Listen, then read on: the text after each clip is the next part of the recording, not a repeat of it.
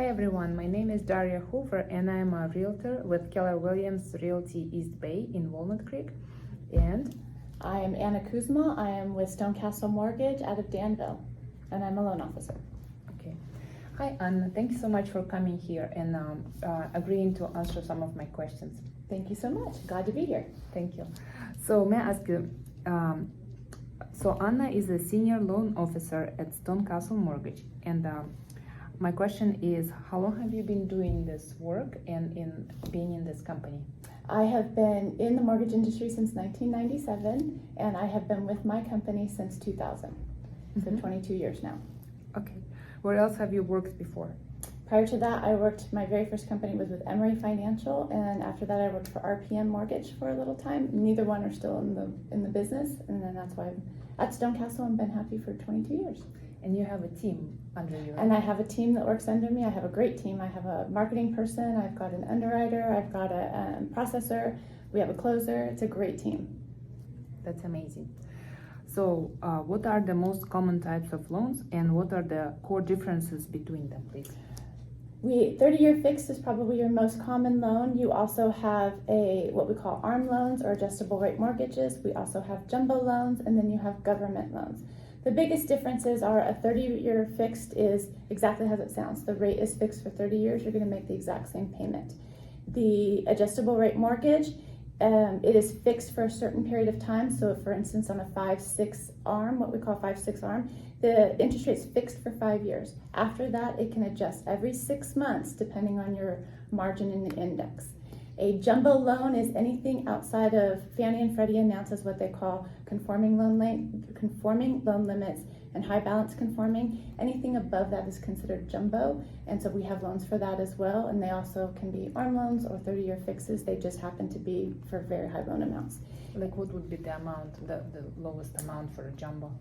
You can use a conforming loan to a jumbo, but you're going to pay a higher interest rate for it. But typically my jumbo loans are anything at $1,015,000 and over is considered a jumbo loan. It just sort of depends on the county and area you are because it can fluctuate. And then government loans are, you have a government loan, which you have an FHA, which has special incentives for first-time home buyers. You also have VA, where they can do 100% financing, and it's special incentives for our military. And then we have USDA loans, which is also a government loan. Okay. Are you a broker or a banker, and what's the difference between this? I'm a mortgage broker, so that means not a mortgage banker. A mortgage broker means I have a plethora of lenders that I can take your loan to, whereas a mortgage banker, they only have their products that exist at their bank, and they do fund their own loans. So whereas I don't fund my loan, I'm more of what you could call a facilitator. I take it to the bank or to a different lender, and they fund their own loans. And then I do have, the difference too is I have lenders that maybe the general public can't get to. You can only get them through coming to a broker. So interesting. So do you specialize in any specific kind of loan? I don't specialize in any of them. I can do any kind of loan that is out there. I can, as I mentioned, I can do all conforming, jumbo. I do what we call non-qualified mortgage loans, which are special to investors or people that are self-employed. I have bank statement loans. I also do reverse mortgages. There's not a loan product out there that I don't have access to. And also, can you specify about adjustable rate loans, 5-6 and 7-6, please? So adjustable rate loans, there's all kinds of different adjustables. There's a 1-6, there's a 3-6, there's a 5-6, there's a 10-6, and all of them mean exactly what I said before. The loan is fixed for that period of time. So like on a 1-6, the loan amount is fixed for that first period, and then after that your rate can adjust. On a 3-6, it's fixed for 3 years. After that, it can adjust every 6 months. 5-6, fixed for 5. 7, fixed for 7 years. 10, fixed for 10 years. Each one of them, the lower you go, like on a 1-6 or a 3-6, your start rate or your initial interest rate is going to be much lower, but they're harder to qualify. So the qualifying for those is more difficult than if you did like a 7-6 or a 10-6 on.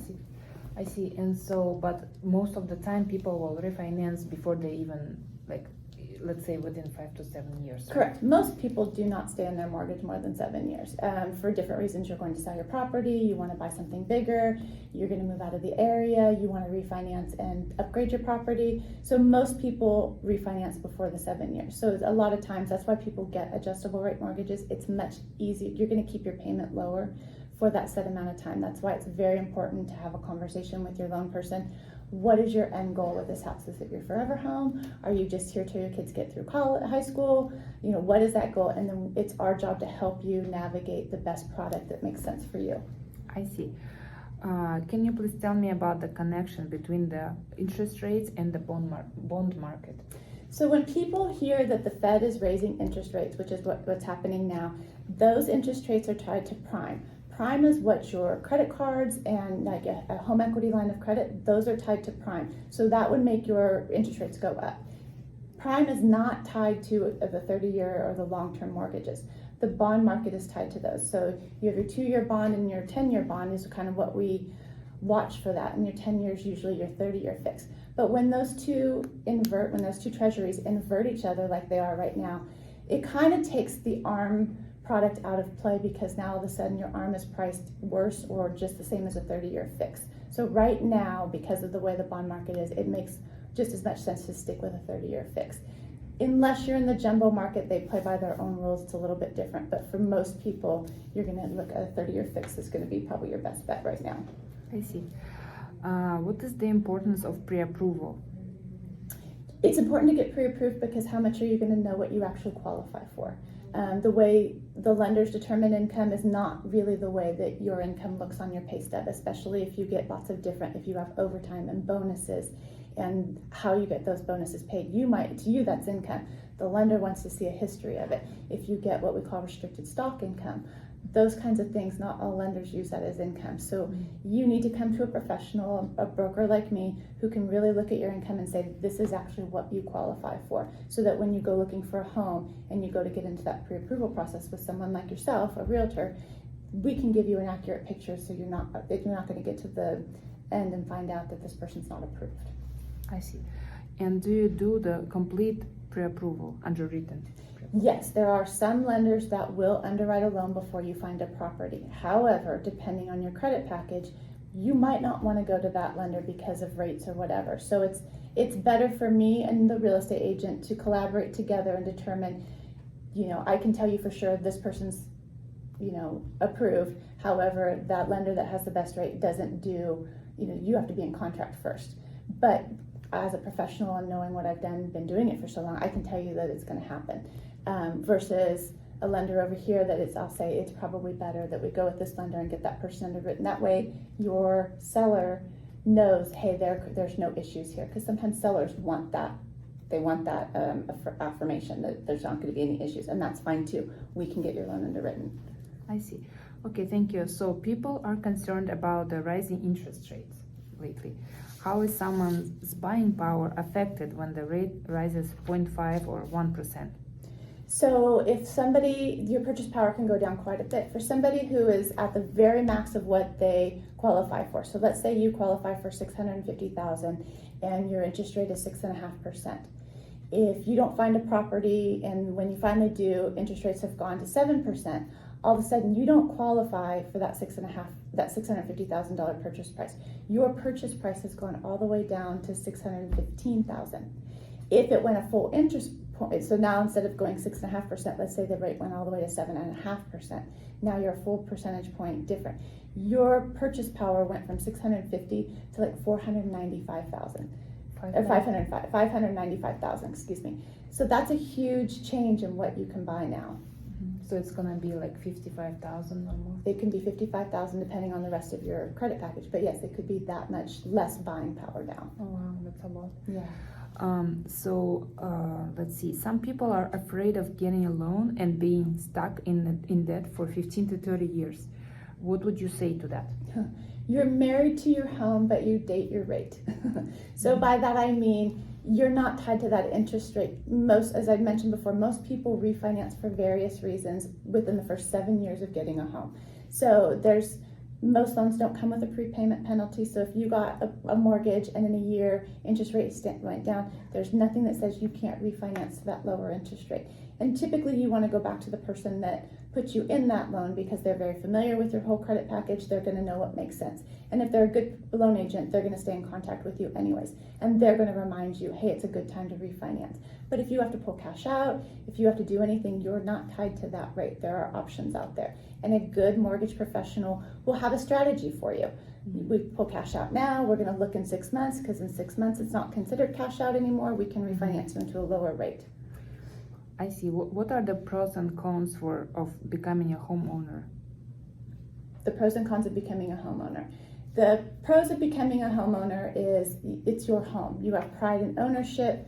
You can make any changes you want. You can move your family in. You can have a dog. All those things. You can be in the school district that you want. All of those things are your pride in home ownership. The downside of home ownership is, and just like the stock market that you're invested in, your property value can go up and down. But if you're in the home that you love for the long term, it shouldn't matter how much that property value goes up and down. As long as you can afford your home, you're going to have a place to grow old in if you need to. Pass on equity to your relatives. Here in California, there's never a bad time. It always appreciates as you pay it down. You're always going to go equity. It's always going to be your biggest investment, and it's going to be your best investment. That's true. Yeah. So how about the seller's credit? How does that work? On the seller's credit. So if you're looking to purchase a home, the best idea to get a seller's right now, it's becoming a buyer's market, but not in every area, or sellers haven't realistically picked up on it yet. So if they don't want to necessarily discount their sales price because they don't want to drop the sales price $50,000 or $100,000 to get people to come look at it, but what they can do is offer a seller's concession or credits. So let's say your home is $1 million and that's your purchase price, but they're going to offer $20,000 in seller credits. Not only could pay your closing costs, that can buy your rate down. So here the buyer and the seller both win. They still get their $1 million offer, but the seller or the buyer is going to get to be able to buy their rate down because they're getting all this seller credit. Mm-hmm. So they spend less. They spend, let's say, $15,000. So the seller's only spending $15,000 versus reducing their price by $50,000 or $100,000 to get the home sold. But it still can attract a buyer. But it still attracts a buyer because now the buyer, instead of paying 7% interest, they maybe are only paying 6 or 5% interest, depending on how big that seller credit is. It's very amazing how it can work for both sides, right? Yes. There's. May I ask you also how many transactions you make per month, and how much does a lender like you get paid? Transactions can change. It just depends, obviously, as raising rates are right now. People have kind of exited the market, whereas a few years ago when it's a refinance boom, I can do a lot more business. Right now it's more of a purchase, so I'm just relying mostly on my purchase market. Whereas, and how much do I actually get paid as a broker? I get paid by the lender. So it doesn't come from, I don't charge for pre-approvals. You don't pay me when you close a transaction. The lender pays me to deliver the loans to them. So the consumer does not pay you? So the consumer does not pay me. Okay, amazing. So now in this market you have a lot of competition, right? Mm-hmm. in this field in general.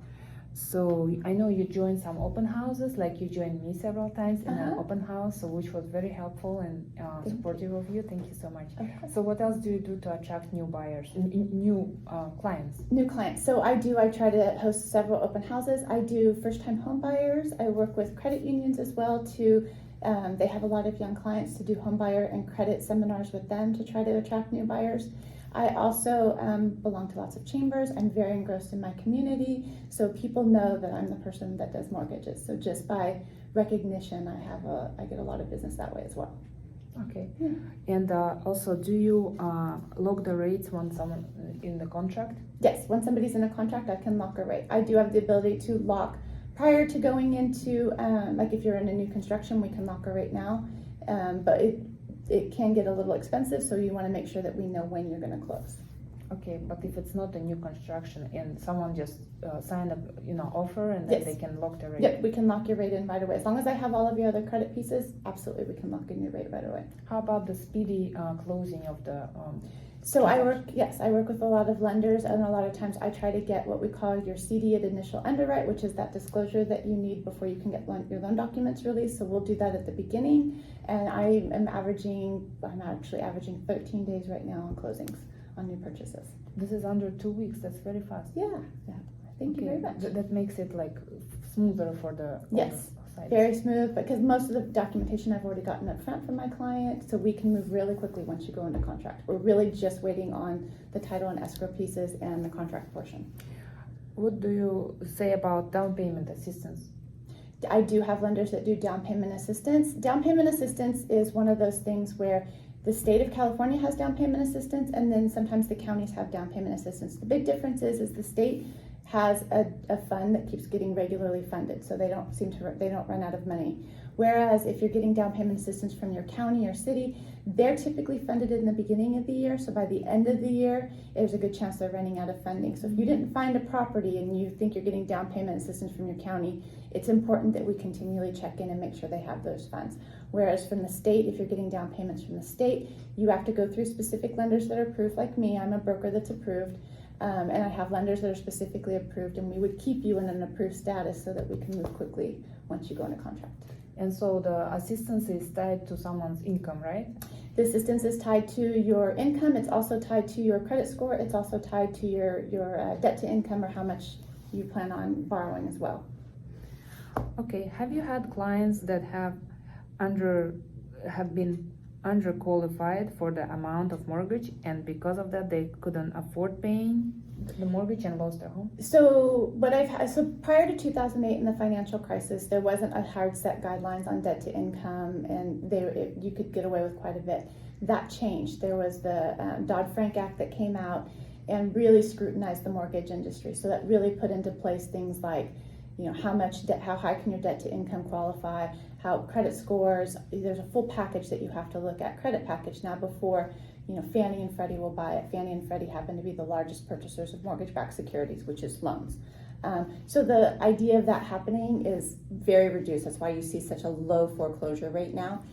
Then along came the pandemic, which really tested what the government learned after the financial crisis. Now they were able to defer payments and take all of those people's deferment and just add them as a silent second to the back. So it really, really gave people that comfort and that freedom that they needed, 6 months, 8 months, 18 months. It was up to 18 months to get back on their feet, so they didn't lose their home. So the government has gotten really smart about how to keep homeowners in their home and making sure that they didn't that they're not qualified for their mortgage anymore. So unless something detrimental happens, like you lose a borrower that no longer was qualified with a job, and you're only relying on one income now, that's the only really reason. Other than that, for the most part, of two people, you can keep your home.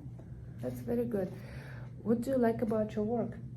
My favorite part about my job is putting new home buyers or people that haven't been in a home in a while back into a new home. There's nothing that says pride except for home ownership. You have your kids there, you're in the school district you want, you have neighbors, you can make changes, you can have a dog or a cat, or you can do anything you want to your home, and you build that community and that spirit. But nothing is happier when you've put a first-time home buyer in a home and the look on their faces. It's great. You feel rewarded? I feel very rewarded, especially when we work so hard to get them. Some of my clients we work with 6 months, a year and a half between credit repair and saving it for down payment or fixing their credit just to get them in that home, and there's nothing more rewarding than that. So how do you help people to repair their credit somehow? Yes, so in the beginning we have to pull your credit and take a look at it, and credit happens to be the largest thing that people can't get a mortgage. They either don't have any credit or they have a very low credit score. So what we do, like for the instance of my son, when he was old enough, I put him on one of my credit cards. I added him as an authorized user. So then all of a sudden he had credit card, his credit went all the way back to when I opened that credit card. So now he has a long history of credit. And then I can also monitor and make sure he was making payments on time. And then after 6 months, he was able to apply for a credit card on his own and build his credit. And then after that, he was able to buy, a mattress where he could make installment payments. And now his credit is like almost 800, and he's only 20 years old. Oh, wow. So he has a great credit history. So there's lots of ways to pay down your debt, make sure that you're not overextended on your debt. There's just a lot of things that I can look at and help you work through that. It might take a few months, but we can definitely get you there. I see. Yeah. What are your recommendations to the general public about mortgage? My general is be honest with your mortgage person when you're in this. Do make sure that you're going to do not do any large purchases. Don't change jobs. If there's something big in your life that's coming up that might affect your income, be sure to tell your mortgage person up front so that they can make a strategy so that you don't lose your offer or it changes what they've been working so hard on. These are the common mistakes that people make even in the purchase, during Yeah, the transaction. somebody decides to go out and buy a new vehicle, and all of a sudden, you've got this $700 payment, and now you don't qualify for the mortgage that you just made an offer on. Or you decide I'm going to change jobs. Well, you went from this great salary job to this job where you're making less, but you have all this promise of stock options. Well, those stock options don't mean anything if you weren't getting them before. So now all of a sudden, you don't qualify as much. So that's very important, especially the job and big purchases, that you make those discussions first. Do not make the mistake. Don't make the mistake of doing it during the transaction. Okay, sounds good. And you also said you have some questions for me. I have some questions for you. Thank you. Yes. Why would you need a local realtor with all of the online tools available to people today? Yes, I think it's true that that people have a lot of tools, different websites, or they can look up the properties and stuff. But I think realtor does much more than just looking up or searching properties. We also have a lot of technology that we use, and we can we check everything. We check the title. We contact the title representative or officer who would check and see if the title is clean and it doesn't have any liens or debts, or someone else doesn't own it, like another owner on the title. There can be many things that can be not obvious when someone wants to buy a home. And also we check disclosures to see if there's any natural hazards in the property, like around the property. Or we do a lot of search of information for the property. Gotcha, like sales comparisons. Yes, also yes, we do the comparative market analysis, and like to make sure that the offer price that we write in the offer is right. Or if we want to list a home as a listing agent, we need to know exactly the price that we want to list. So for that, we what we do is we search for the last several months, let's say, all the homes in this area who have been active or sold or pending, and then compare the prices in the software, and then we can know exactly the pricing. Gotcha. Okay. Wow, that's a lot. How is a realtor paid for their services? So we get paid commission only after transaction is done and closed. So usually only seller pays for both agents, the seller's agent and the buyer's agent. So the buyer does not pay his own buyer's agent, even though the buyer's agent, let's say he has a fiduciary duty to the buyer, even though he's been paid by the seller. Gotcha. That's how it works. Okay, that's good to know. And we pay only commission based on the closing of transaction. Okay, and it's negotiable. It is negotiable. Yes, there is no like set amount in the law that we can charge. We can always talk about it. Okay, that's good to know. What are contingencies? Contingencies it's a way of protecting the buyer. Let's say when someone wants to buy a home, when they write an offer with the realtor, we write contingencies, let's say for an inspection. So that way we want to make sure that the buyer gets a home in a good shape, or in the shape that is described in the listing. Make sure it matches. So that's why for example, we write that we want to have an inspection contingency, and then the inspector will come and check everything, including plumbing, electrical system, appliances, walls, ceiling, floors, everything. If it's a detached home, he will also check outside. And then when he writes a report, if everything looks good or as it is described, then the buyer knows for sure what he's buying, and then we can remove the contingency after that. Gotcha, that's good. And then is it smart to remove all contingencies on your initial offer? On the initial offer, I wouldn't remove all the contingencies. I would only remove them after checking everything. Like for example, I already said with the inspection, I would have hire the inspector. He would do his work. Then we can feel comfortable to remove the contingencies. If for some reason you remove, let's say you didn't have contingencies, what could happen to the buyer? Oh yeah, if we did not have contingencies or remove them too soon, then it can be a problem because the buyer would not be protected. We put an offer, when we write an offer, we put a deposit, earnest money deposit. So if after a certain amount of days, if the buyer wants to back out of the sale, and he may lose a deposit only because he didn't have contingencies. But if he did have contingencies, then he would not lose the deposit if he wants to back out. Gotcha. So the contingencies protects the deposit. It really does. Okay, that's good to know. Where do you see the real estate market heading into the fourth quarter of 2022?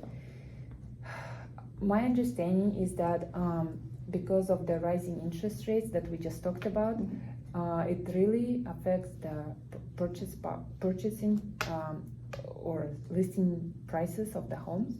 So that really, the sellers have to lower the prices in order to be able to sell the homes, because less people now qualify for a loan, and like you said, because the rates went up. And you said the rates went up very fast. Yes. In the last several months or a year, they went up like never before. They went up from, they call it 3% in March to now you're staring at 7%. And here we are in October, and it's low 6s, 7% depending. It was a very steep rise. So like you mentioned to me, it has never been like this before. No. Not this fast. So never.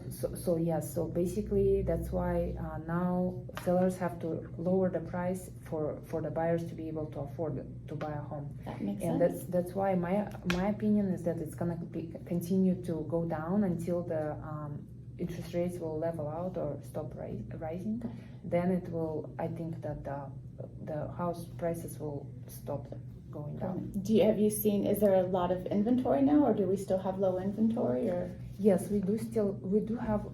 I would say little low inventory because less people want to sell homes due to the same reason of they have to lower the prices to sell their home. So if they can wait, they would rather wait on selling their home. So you're really just seeing people that actually have to sell their home selling right now. Yes. So basically, right now the inventory is not very high. That's good to know. But I'm hoping it will change eventually. Gotcha. Well, hopefully if interest rates finally flatten out and kind of stay stable, we might see that.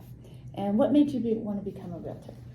Yeah, that's a good question. I've always been curious about about real estate and how to be a realtor, how to help people buy a home or sell a home. Especially, I'm so passionate about helping them to find their dream home. So I think I can relate to your excitement about it. Like you said, you feel rewarded when someone buys a home and they have this smile on their face, their excitement, their emotions, their happiness. That's what I can relate to. Maybe I'm driven by the same motivation of helping people. I think I agree with you. I think helping people and just seeing them get into their first home, and my son is looking for a home, and just knowing when he's in his first home how proud I will feel, how proud I felt when I bought my first home. I loved it. So yeah, I agree. Let me know when he's ready. I will let you know first of all. Yes, I will for sure. Sounds good. Okay, thank you so much, Anna, for coming here and answering my questions and even asking your own questions. It was very special and it was very interesting to talk to you. I'm hoping that people learned something new about this market and this process of buying a home. So would you be interested to answering questions if anyone asks questions? If anybody has any questions, please let us know. We're definitely around to answer those questions. And thank you so much for having me. I really appreciate it. And I really appreciate our friendship that we've created over these last few months. Okay, thank you so much for being here. Thank you. God bless. God bless. Bye-bye. Bye.